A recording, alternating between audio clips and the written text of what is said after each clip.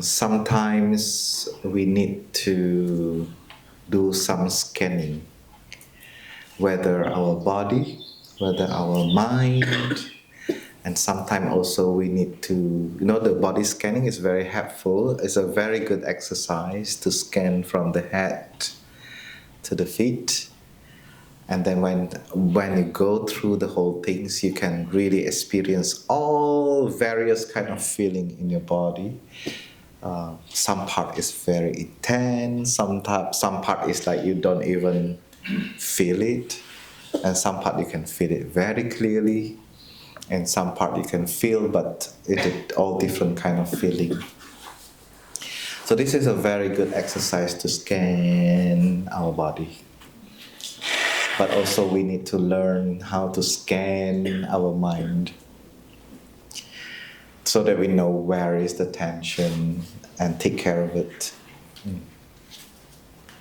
This morning I was asking help to Anna.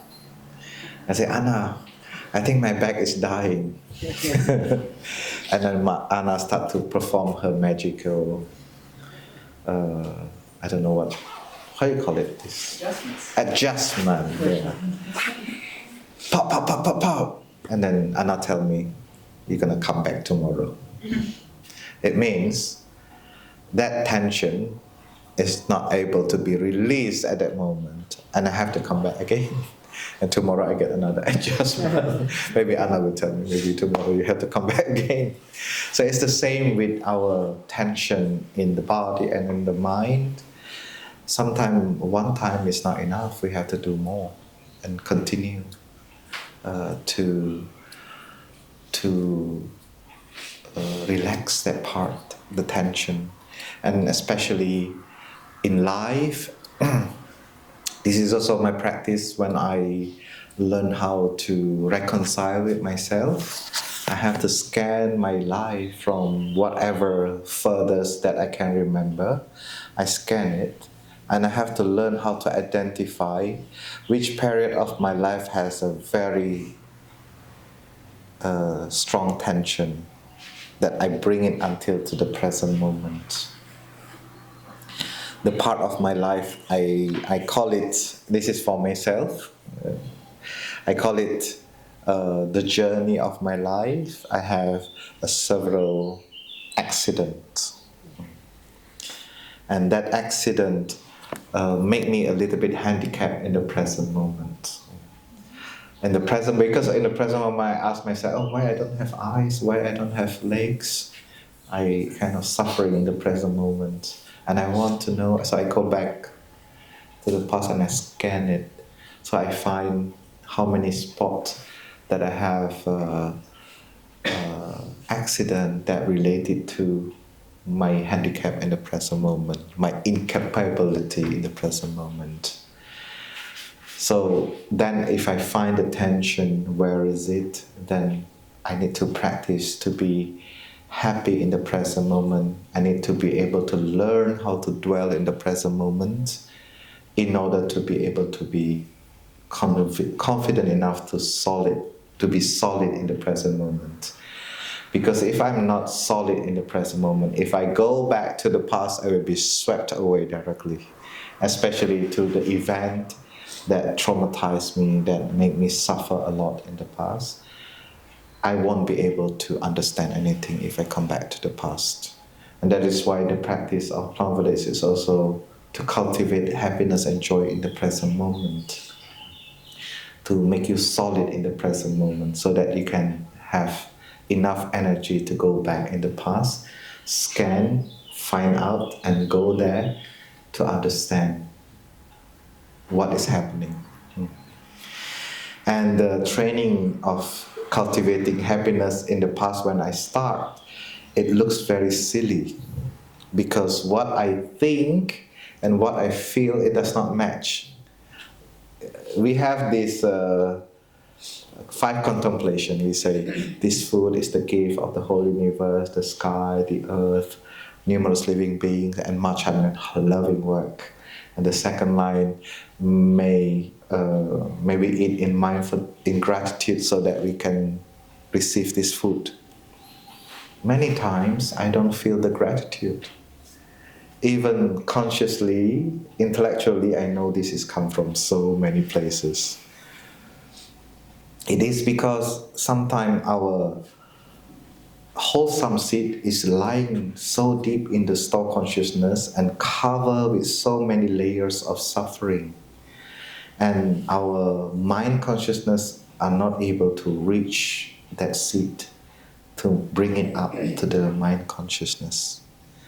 So sometimes it can happen like this. The wholesome seed is covered so deep. So what we do in our meditation or in our practice, we need to be patient to continue to drill until you reach the water. Then you have a well of happiness. And so I have to do that by writing down. Let's say I have to write down intellectually without any feeling. So now the good condition is in the summer with the nice temperature. Maybe I don't feel happy with it. I just know, I just recognize it. Second, we have a lot of practitioners who come here generating mindfulness together. This is my second happiness. Even I don't feel it, I have to write it down. Again, more and more and more and more. This is the drilling of the happiness to go to the source. When? I don't know. But once I got it, I can be happy at any time I want. Even in a very difficult situation, my mind still can bring me to the good condition in the present moment. Yeah. When we see that, oh, I have that capacity, then you know you can go back to, no matter how far behind, how terrible the situation in the past, you can go there, check, recheck, reperceive, understand, in order to release the tension of our life.